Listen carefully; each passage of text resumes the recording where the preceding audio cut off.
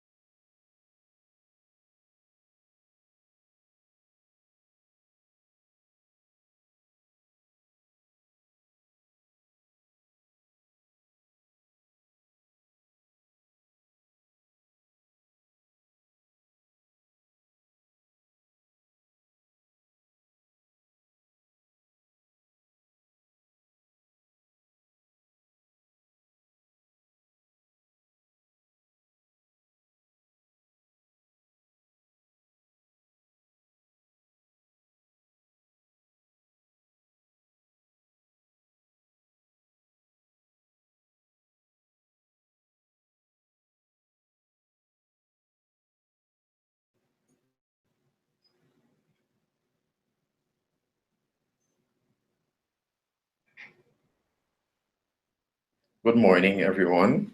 Welcome again to the fourth session of Experts on Air of our class, Project Management Techniques for Development Professionals. Until Senat, and I will be the one presenting today. And in the background, I have my colleague, Menno Valkenburg. I hope you had a good week. And in fact, this week we saw two modules on risk management, on the risk management tools, and module 7 on the communication management tools. So let's not waste more time and start with the first question because we have, I think, 5 questions covering the risk and 4 questions covering the communication tools. Start. Question 1. Of the risk management strategies, question 1 was posted by Nicole, Thank you, Nicole. It's a great question. Of the risk management strategies, I find one of the most sketchily addressed trends to be that of transferring the risk. Examples of risk transfer strategies are there besides insurance and contracts? And when is it best to use transfer as a risk management strategy? And what conditions must be in place for this to be a feasible or, in extreme cases, only option for handling risk? Thank you, Nicole, for your question. In fact, in the books, not only in the PMA learning guide, but in the PM book guide from the PMI, the recourse to the risk is one of the most common solutions that people find when they talk about risk. They don't more about mitigating or avoiding, but they most of the time talk more about transferring. But your question is, are there other examples of risk transfer strategies other than contracts and insurance? Well, there are other risk transferring strategies. The first one that the outsourcing. What's outsourcing exactly? Outsourcing a project or process typically transfers a variety of risk to a partner, of course, because it's a risk transfer system. And such transfers are specified in contract terms. For example, penalties may be, and these penalties trigger if a project or process doesn't meet a set of minimum requirements. You have to understand when you're outsourcing, sometimes you have no clue, and this might be a risk in itself.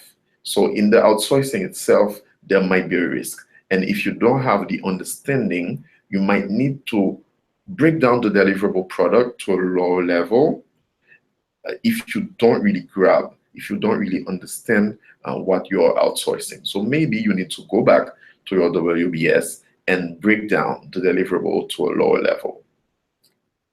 Another type of risk transfer is what they call the derivatives. The derivatives are financial products, and it's a financial product that derives its value from the value of an underlying entity, such as an asset or interest rate. And the derivatives, they are often purchased by businesses as a hedge, to have a hedge against financial risk, such as exchange rate risk. In a country like Haiti, for example, we have our national currency, which is the Haitian gourds, but the Haitian gourds is mostly compared, well, all the time, compared to the US dollar. And if we potentially could use derivatives to offset the risk, so we would use those financial products in order not to lose that much in the currency value in the future. Where derivatives are financial products, but futures are another type of derivatives, but they are more for commodities. For example, let's say that I'm in a project where I have to purchase raw materials. Let's say I have to purchase sugar, for example. If I subscribe to a future on a certain amount of sugar that I will buy, let's say, in October, for example, and I would buy sugar, 10 tons of sugar, and I signed a future to buy those 10 tons of sugar for let's say $10,000. Okay, and by buying the future, I transfer the risk, but it is still a risk for myself. Why?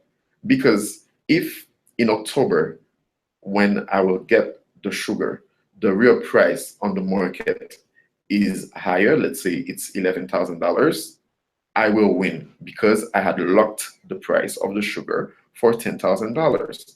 However, if the price at this time in October is $9,000, since I had already signed to pay it for $10,000, I will lose $1,000.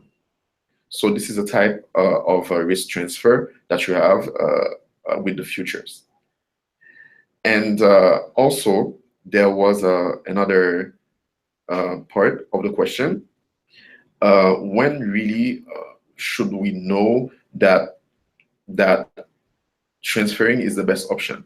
You can transfer the risk when you see that it is the most viable option when you compare it to avoiding or to mitigating. I hope, Nicole, that we answered, you are satisfied with the answer. So we can go to next question. Next question, question number 2 by Julia. Thank you, Julia. And question 2 is still on the risk management tool. Can you please better explain the risk identification techniques? When and how are they usually applied?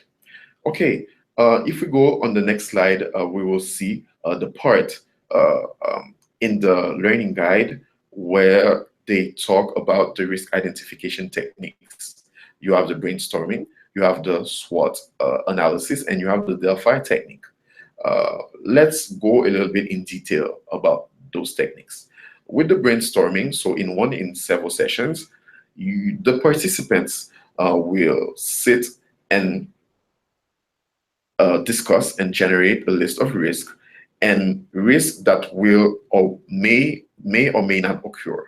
Okay, and what's very important too during this stage, the participant in the brainstorming, they have to create a checklist of what you call inherent project risk.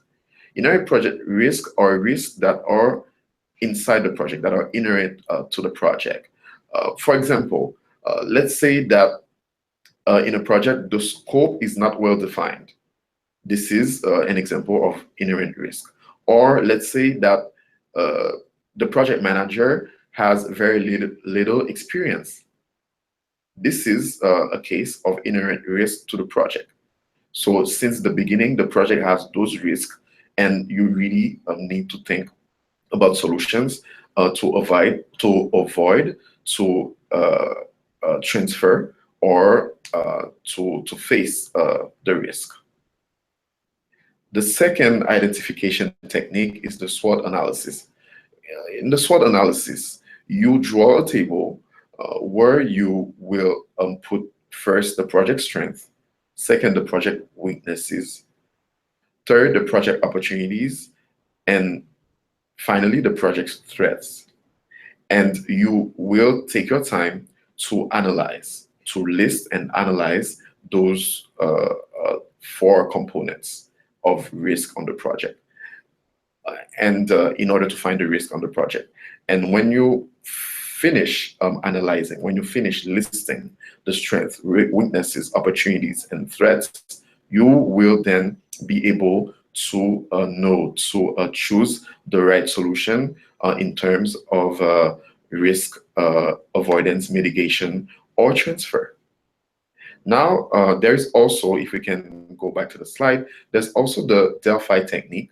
And in the Delphi technique, you try to reach consensus, but you will invite experts and you will give them questionnaires. And the conclusions will be drawn on the basis of statistics from the data obtained. So we will use experts. Another question we later in the presentation that we will address, and that talks a little bit more about the experts. Okay, so let's go to the next question. Can you please give an example of the types of individuals and entities involved in making a risk matrix? It seems like external actors would be important to give a fresh perspective. Exactly, here we have it. This is the question that we talked about, where the presence of is very important in defining the risk of the projects. But first, I have to tell you that in defining the risk of the projects, at first, of course, you will use internal and external stakeholders, depending on the degree of interest and influence in the project. And some are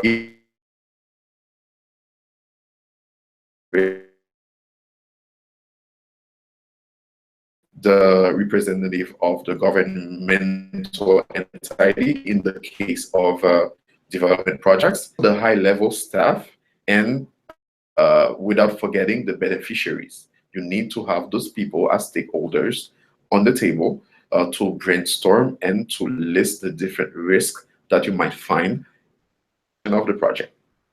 Now, there are also some external actors that are not necessarily part of the project, but that can play an important role and give a fresh perspective on the project. This is why we call the experts.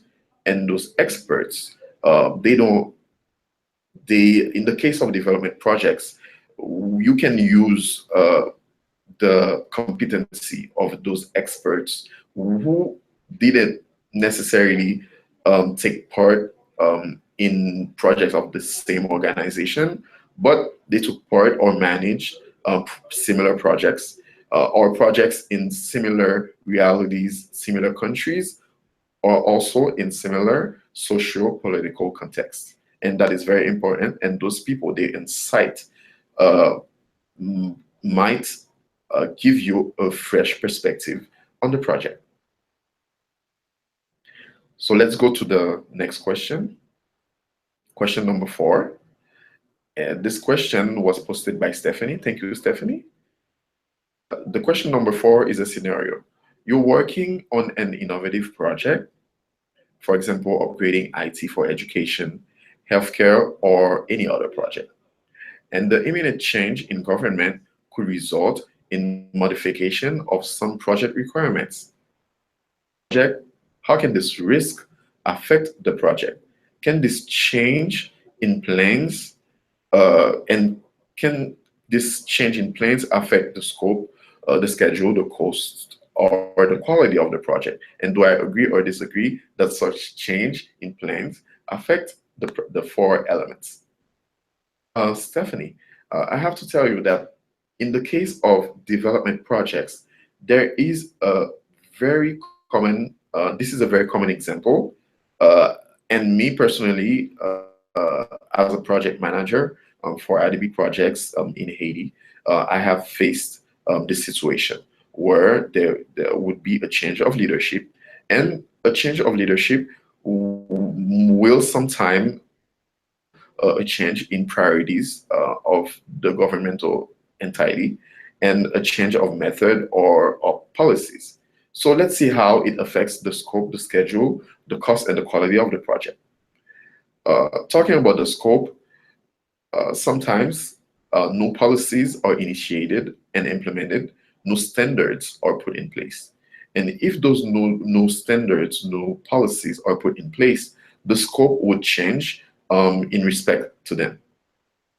So if there is a new leadership, you might expect this change in the scope. Now let's see about the schedule. An imminent change in government could potentially affect the schedule of a project if, for example, different degrees of authorization or decision will depend on the signature of a high-level government executive. And if this high-level government executive just got to his job, you might expect some backlog, or and this backlog might be the might be caused by the fact that the person is new. The person needs to adapt to the new job, and the project might not be, or the authorization might not be a high-level priority. Now, how can this also affect the cost? You know very well that any change in the schedule, for example, or in the scope, will almost automatically affect the cost. Drop, or it might get higher, but definitely it will affect the cost. And finally, the quality as well. It will affect the quality, because if it affects the scope, it will definitely affect the quality.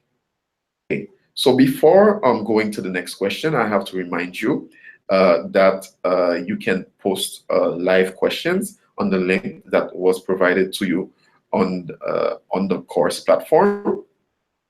We have 2 live questions, but you are invited to post more questions so that I can answer live for you. So let's go to the next question. Why does it have to be so many measurements in place if the project should fail? Thank you, Stephanie. This is a great question, because we're saying that might be saying that, okay, if we had a great WBS, if we had a great schedule, we had a great S-curve. So if we have all of these tools that are some awesome tools, why do we still need to have to think about the risk? Because if we have all those tools, normally the project should be a success, right? But no. And why the project is not 100% guaranteed a success when we have all those tools? Well, it's because that you do not master the future 100%. You cannot say 100% what will happen tomorrow. Therefore, if you cannot say 100% what will happen tomorrow, you are in a situation of uncertainty. Therefore, have all the monitoring and control tools and try through the risk matrix to pinpoint with the best of your ability the risk and plans the ways that we could avoid, mitigate, or eliminate them. And as a project manager, you need to be very proactive, since you know that tomorrow you're not sure 100%. You know that tomorrow there's any project there's a level of uncertainty, and as a project manager, you need to be proactive. This uncertainty by doing the follow-up that is required. Thank you, Stephanie. So let's go to the next question. Assuming that we as this is well, the last question was the last question for the risk. So now we're starting with the questions covering communications management tool. Assuming that we as project manager or project team shall deliver the true and real information about the project, what can we do when delivering information to the outside entities and create to product development? Should it be partially delivered and controlled to avoid these troubles, mainly with audits, newspapers, unions, and everything? Okay, you have to know that in the communication matrix that we will show a little bit later, 2 slides later, you will find the conditions to address some type of communication to some type of stakeholders, and when to address these types of communication. Matrix is based from the stakeholder analysis. In the next slide, you will see an example of stakeholder analysis that you will also find in the PMA learning guide in page 32. And so, as I told you, the communication matrix is based from the stakeholder analysis, where you have already defined the level of interest and influence holders. Some stakeholders you will have to keep satisfied. Some of them you have to manage closely. Some of them you have to monitor, and some of them you have to keep informed. And all of this will depends on the level of power or level of interest that those stakeholders have on the project. Therefore, your communication strategy will follow that same path. And this is how you will be able to know what to communicate, when to communicate, and to whom to communicate. Taking this into account, in this specific situation, you will need to take some time to analyze those stakeholders, why they could cause trouble, and make sure to have some specific communication strategy towards them. And try also, as a project manager, as I told you, a project manager has to be proactive. Therefore, as a project manager, you need to proactively engage with those stakeholders. And this will start with a good understanding of the stakeholders, understanding of their needs, understanding of their interests, and also of their degree of influence. And if we can see on the next slide, there is an example of communication matrix. You see here. And in this example of communication matrix, let's go to the top line. In the top line, you have 4 columns: objective, user, responsibility, and time. The objective is what are you communicating and why are you communicating it? You can be communicating a project progress report. You can be communicating a financial report or an audit result. And why? Why are you communicating this tool or this element? Why are you communicating it? Is it for a control purpose? Is it, for example, for sensitization, for example, if you're doing a sensitization campaign for a project? So that's the why. Now, the user. Who is a tool addressed to? Okay, so is it addressed to a supervisor? Is it addressed to a beneficiary? Okay, so who's the recipient? And not only who's the recipient, but how will you communicate this element of the project? Will you write it? Will you send an email? Will you have a meeting? All of those are communication methods. In terms of responsibility, who is responsible? Who is responsible to prepare the communication? Who is responsible to send the communication? And also, in this case of the responsibility, you can add a third column that is very important. Then that also answers the question. Back column: who is responsible of the feedback? Meaning that who will check that the user, the recipient, has in fact received and understood the communication element. And then there's a last component, which is the component of time in the communication matrix. What's the start date? And if there's a frequency, what's the frequency? If it's every week or every day or every month or every year. So thank you so much. Now we can go to the next question. I hope you understood this part of the communication matrix, and if necessary, we will go back to it. So yes, how do we know? Question 2 that was posted by Torah and that had 11 votes, and that has to do with the communication matrix that we have just shown you. So definitely we will go back to the communication matrix. So let's get to the question. How do we know are satisfied with the content and communicational tool channel used? As I told you in the previous slide that we can go back to, in the previous slide, we said that you can add in the responsibility column a third column talking about the feedback. So who will be responsible for the feedback? You need to choose in the project someone who will make sure that the recipients have in fact received and understood the communication tool. And this is how you will ensure that it was received. Go to the next question.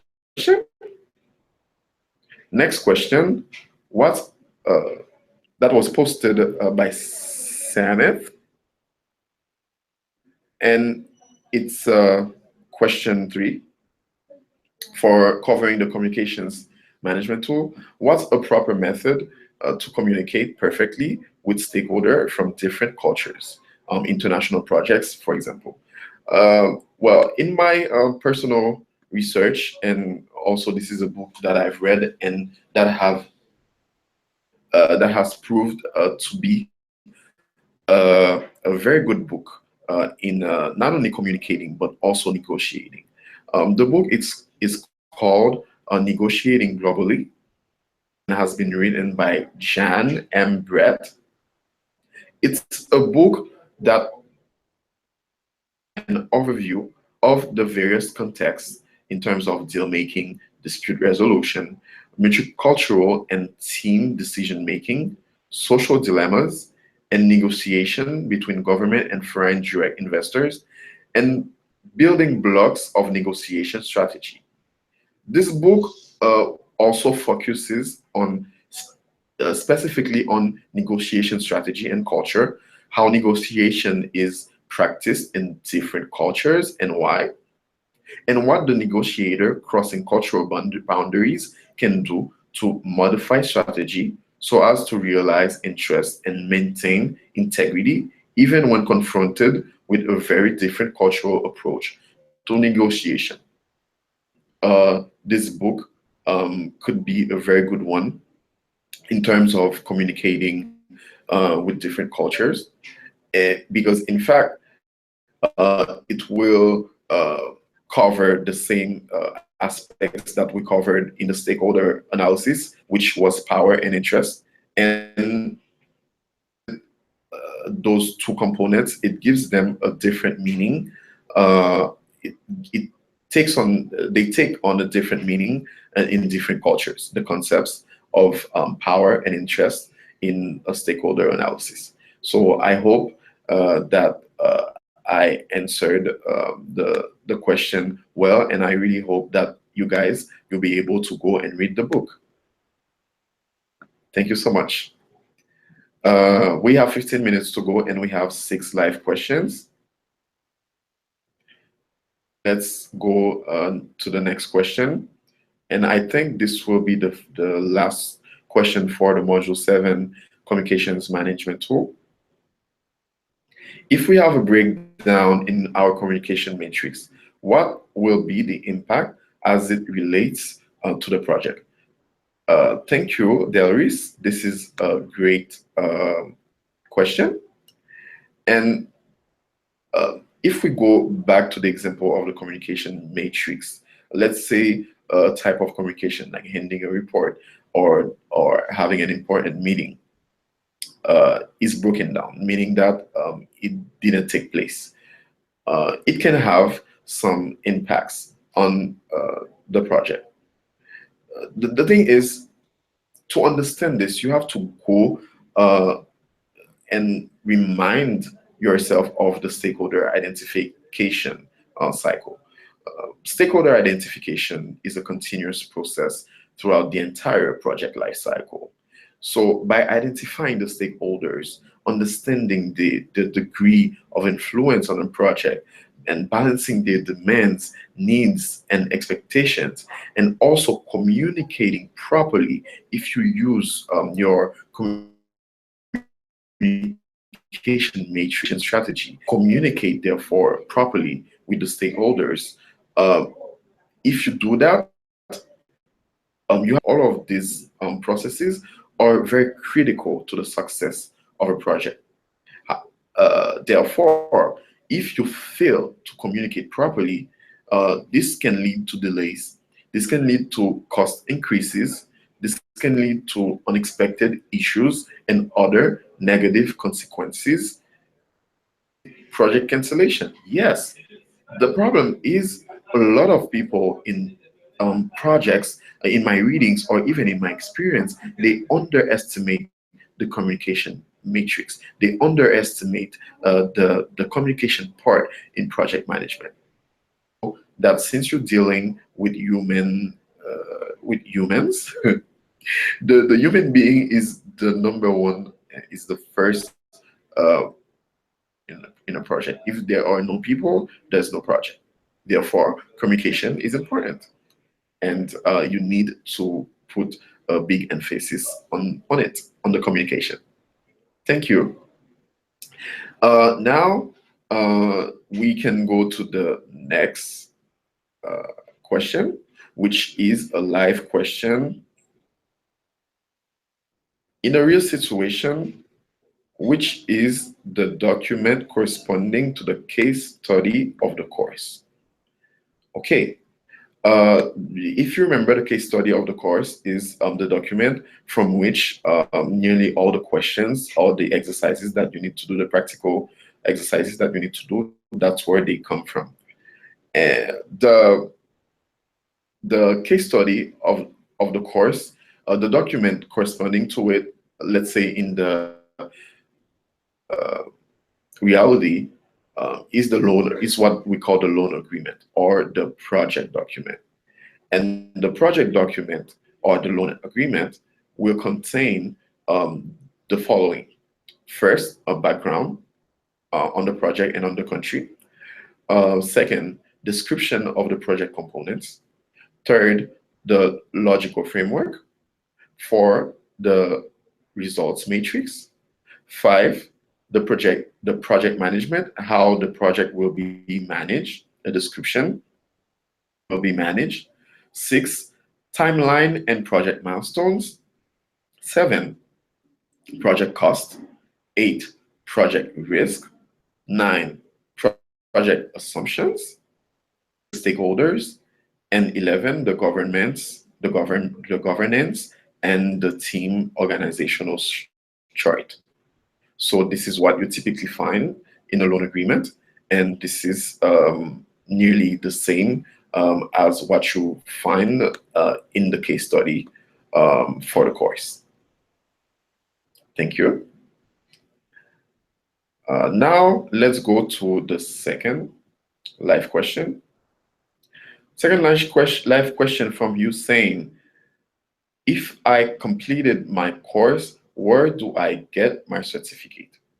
Okay, first, you need to know that to get the certificate, the verified certificate, you need first to pass the 65%. 65% of the questions you need to find the right question, the right answer for 65% of the questions in the quiz.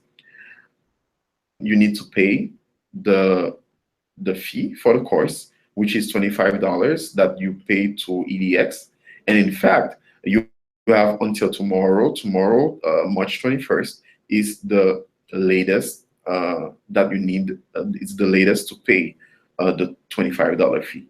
And the $25 fee, you can pay it on the IDBx platform via credit debit card or via PayPal. And then if you meet all these requirements, you will find, after completing the course, you will find your certificate on the dashboard.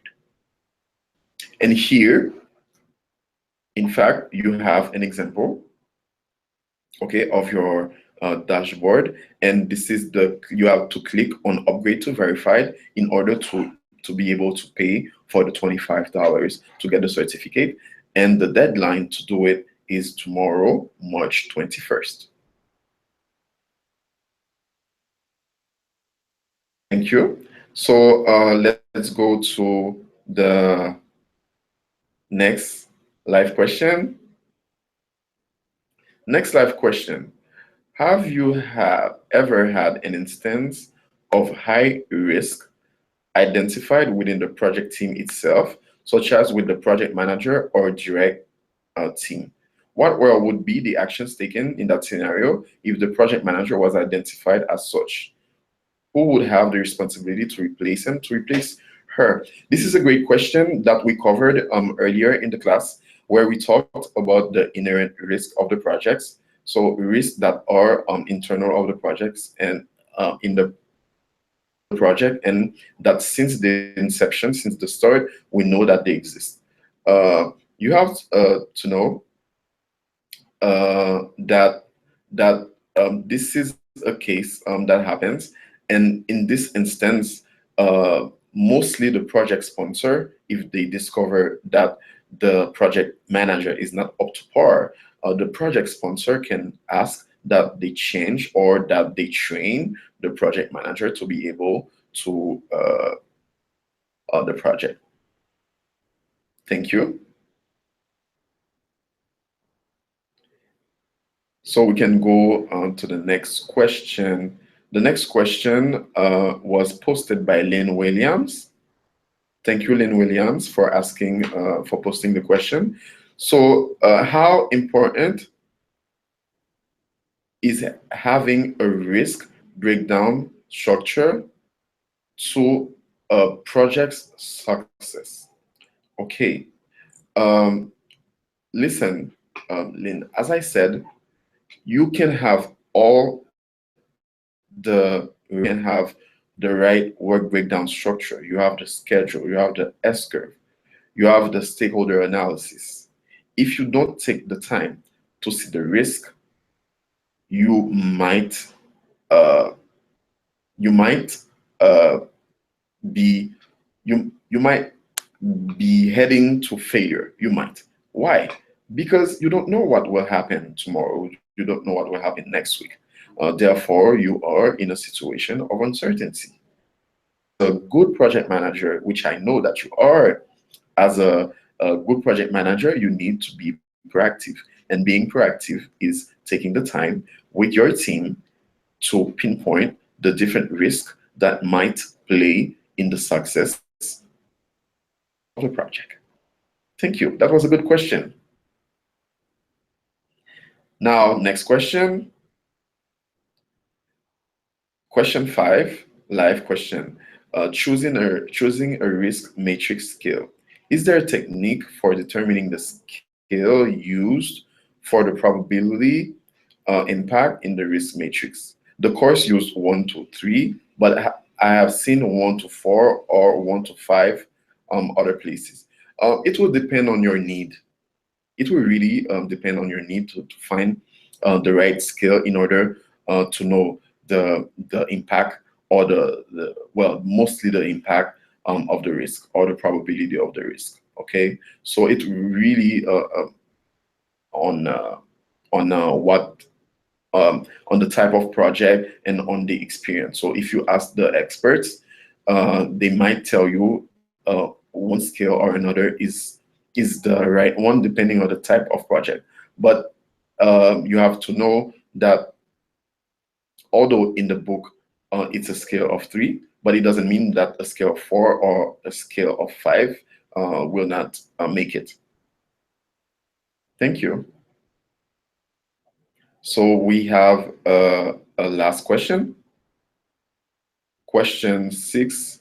No, it's yes. Oh, it's not the live. It's not the last question, but we have 2 other ones. We have 1 other one. Great. That's good. That's good that you guys have participated and could post your questions. So let's go to the question. How do you recommend handling communication with the informal network? By informal, I mean those people who have an effect on the project, but may not even be in the stakeholders matrix. If you know that this informal network exists, as I said earlier, as a project manager, you need to take some time first before going in and adjust to those people. You need to take some time to understand those entities, those stakeholders, to understand them, to know their needs, to know exactly what type of power they can have on the project and what type of influence they might have on the project, even though informally they're not part of the stakeholders. And you need to do your homework as a project manager and therefore be proactive and see how you can address them. But that was a good question, and in fact, it exists. Thank you. And then now we will go to the last question. Question 7 by Fernando. Thank you, Fernando, for taking the time to post this live question. In some projects, we need to face the opposition of some stakeholders who oppose the project for various reasons: economic interest, changes in power relationships. They might disseminate wrong ideas about the project and its results. How to deal with this from the communication perspective? That's good that you guys have posted questions that go with the reality of the project. In Haiti, for example, in different development projects, I had to face some such instances where you had some groups of pressure that were in the community, that were part of the community, but did not, for some reason, want the project to initiate. For several reasons that might be more personal financial reasons, or for power reasons regarding power. And it exists in every country. You will find instances like that. You will find entities like that. So as I said, and I will, and it's a pleasure for me to repeat it, you really need to do your homework as a project manager and be proactive and analyze this stakeholder. Why this stakeholder is a potential for trouble. What does it need exactly? What do they need exactly? What are the interests? What are the hidden interests as well? Because sometimes they might declare that they have a certain interest, and then in the background it's something else. So what are the hidden motives of those people? And from there, you'll be proactive, and you have about ways to mitigate, to avoid, or to transfer this risk. But now that was it on a risk standpoint. On a communication standpoint, therefore, you need to think about the right way to communicate with them, and what to communicate with them, and when to communicate with them. You might need, for example, to have several meetings with them. Those people as well might to deal with people that are in middle management of the project. Sometimes you as a project manager, or even the project sponsor, or a high level management person, might be the right person to face those people, or to communicate, let's say, with those entities. That is very important too. That is very important. It's not only what you're communicating or when you're communicating it.